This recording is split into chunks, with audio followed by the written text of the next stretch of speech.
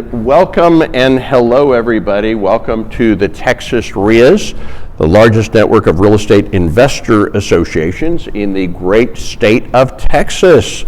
With over 100,000 members, participants, and attendees, we've had meetings in this organization since 2003. I'm one of the co-founders of the Texas REIAs. My name is Phil Grove, and I'm going to be doing a lot of things with you tonight, training, market updates, etc. We're actually going to start with a little market update. So the Texas REIAs, Real Estate Investor Association, provides resources to Texas real estate investors, including market data, and we're going to go through some market data very quickly right now, starting with a market update. So what's going on in the market? What's the story? Last couple of years, what's the big story about real estate? What's new? What is it? High interest rates. Interest rates have changed. Is that, somebody said that, right? Interest rates.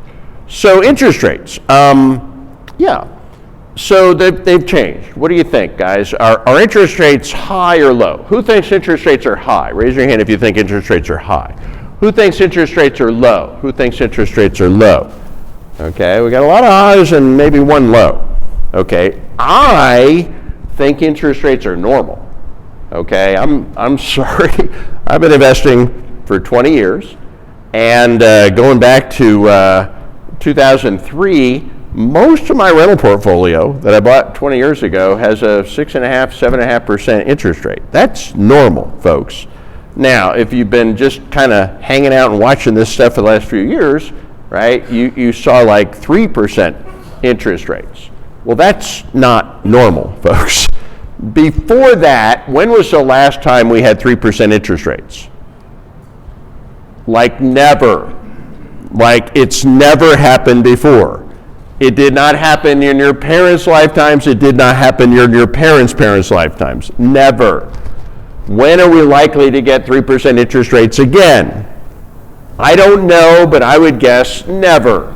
Never again in your lifetime, your children's lifetime, or your grandchildren's lifetime. Now, we don't really know what the future holds. But what would have to happen in the world to make that happen again? I don't know if you even want to live in that world. But it's perspective. Going back to 1975, from 1975 to 1981, interest rates on mortgages got all the way up to 18%. And you guys are complaining about 7%, okay? If you were investing in 1981, you'd look at interest rates, you'd say, oh my God, money is on sale. I can't believe how cheap it is.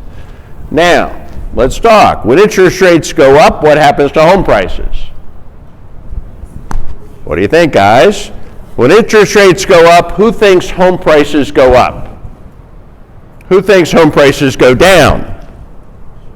You're not even looking at the chart. Yeah.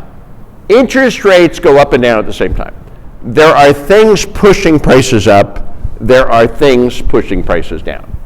Now, if you only look at one of those things, like mortgages are less affordable, like that's less demand, right? That's pushing prices down. But there's a whole bunch of other things pushing prices up, and we're going to talk about those things. So, for example, why did they raise interest rates? To battle what? Inflation. What's another word for inflation? You see, I hear people talk about inflation. They always talk about it like it's a bad thing. I totally disagree. I love inflation. I just have another word for it. I call it appreciation. Yeah, it's the same thing, guys. Okay, when all your money is tied up in real estate, then we love inflation. We just call it appreciation. Because when the money becomes worth less, what becomes worth more?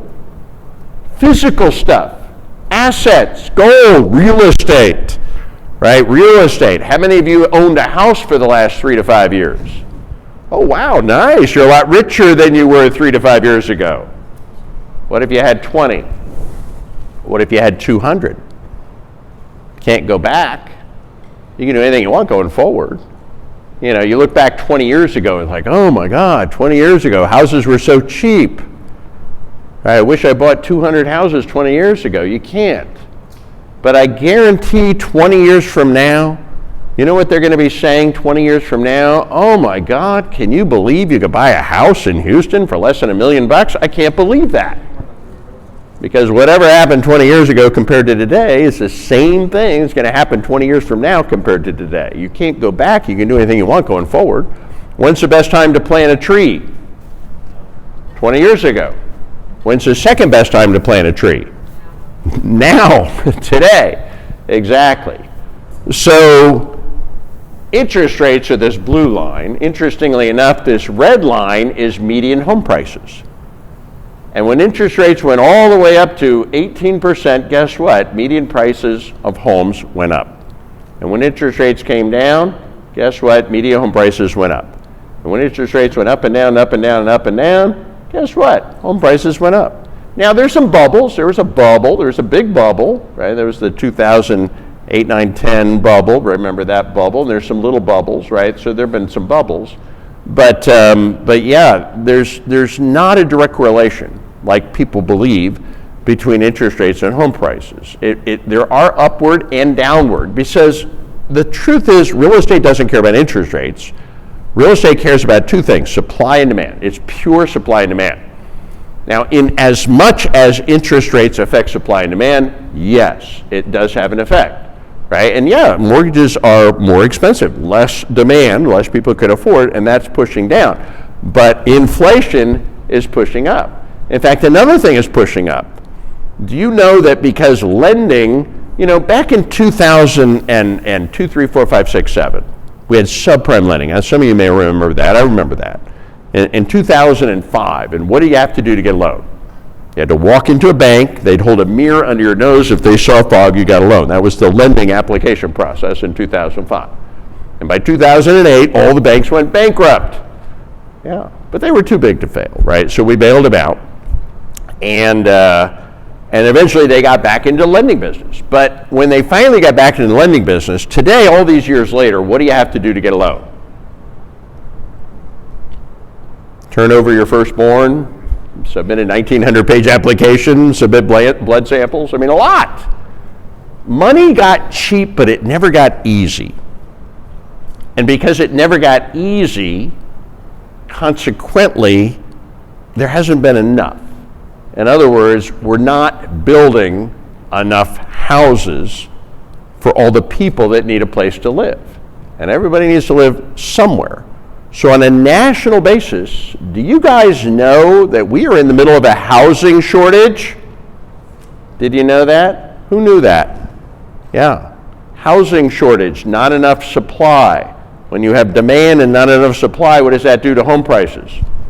Pushes them up. There's another up, right? Pushes up. We have 6 million fewer houses than we need on a national basis, and that's another thing pushing prices up. Now, 2002, 3, 4, 5, 6, 7, all right, money was easy. Anybody could get loans. And they were building houses in every direction as far as the eye could see, right? And then in 2008, the banks went bankrupt and lending just hit the wall, just like it was a train that hit a wall, just stopped. So you had all this supply, and all of a sudden the demand just stopped, right? And the market went crash, right? And then eventually the lenders got lending again, but it got cheap, but it never got easy.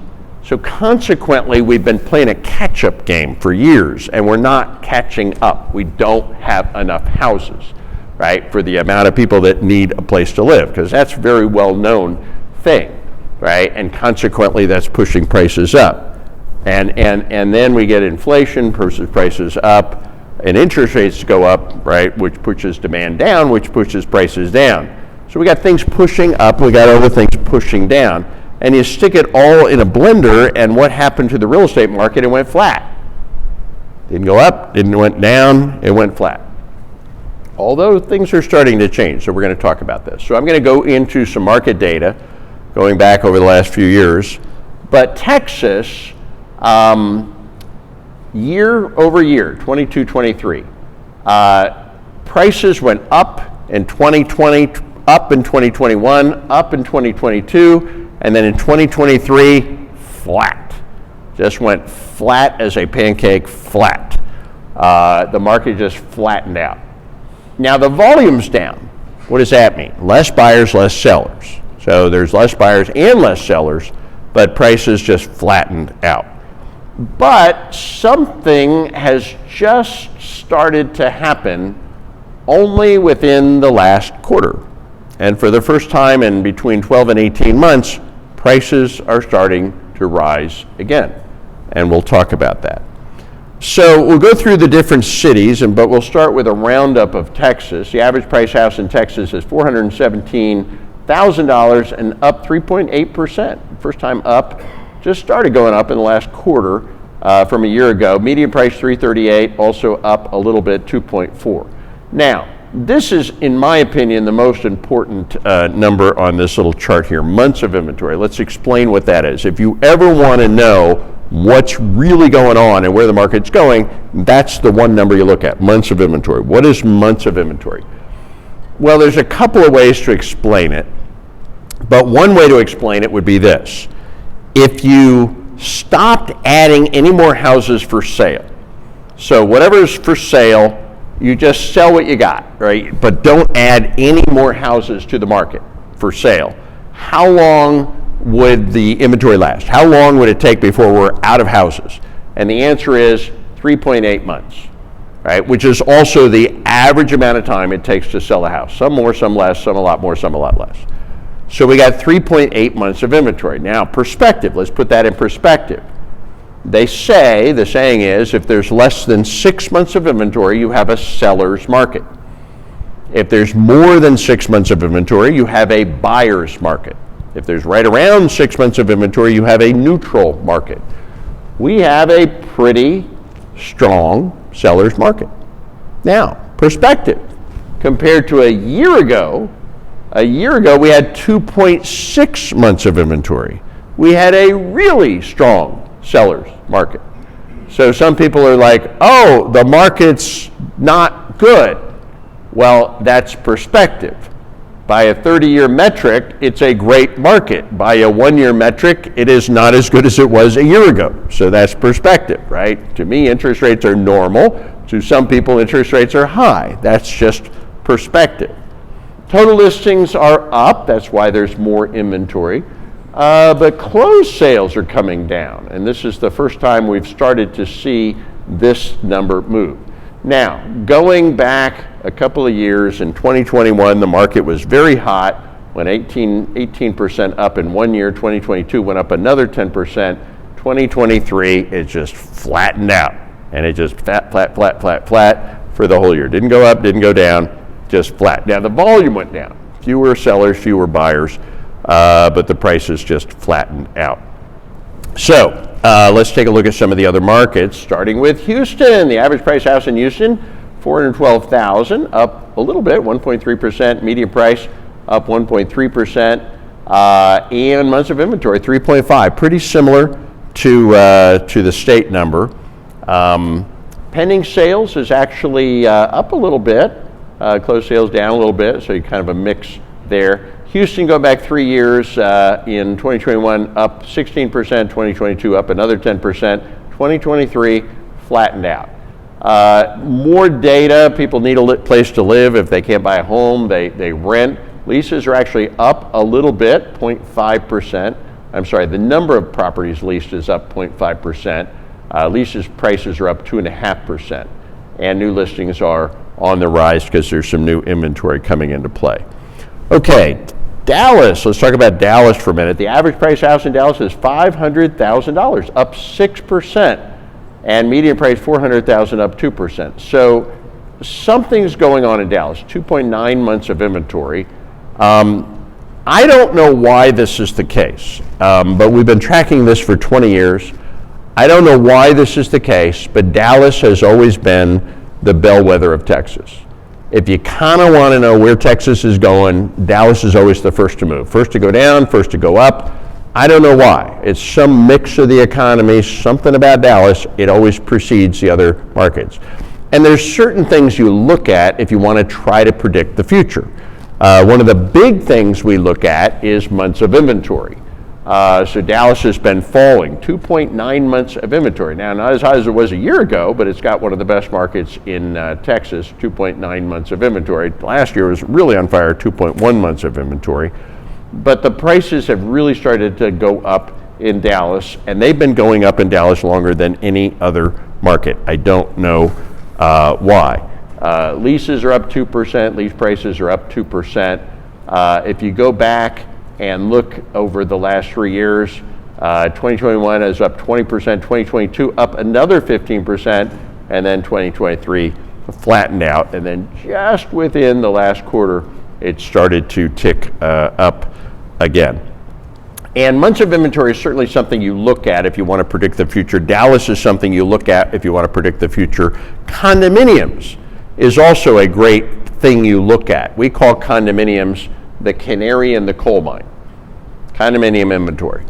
Condominiums are the first thing to go down, the last thing to come back. So when the condo market is hot, if you can sell a condo, you can sell anything, right? So it's the canary in the coal mine. So you look at, right, the Dallas condominium inventory numbers is going to be the most forewarning of where the market's going. Okay, Austin. Now, Austin is an outlier, and I'm going to explain why. The average price house in Austin is $572,000. That is not a typographical error. Up 1.4%, median price $443, up 1.5%. You know, the most expensive city in Texas, Elon Musk moved to Austin, and then Samsung, and then Apple, and then Meta, and then all these high-tech companies moved in, and they brought in their multi-$100,000 employees, and things have just gone crazy. 3.5 months of inventory.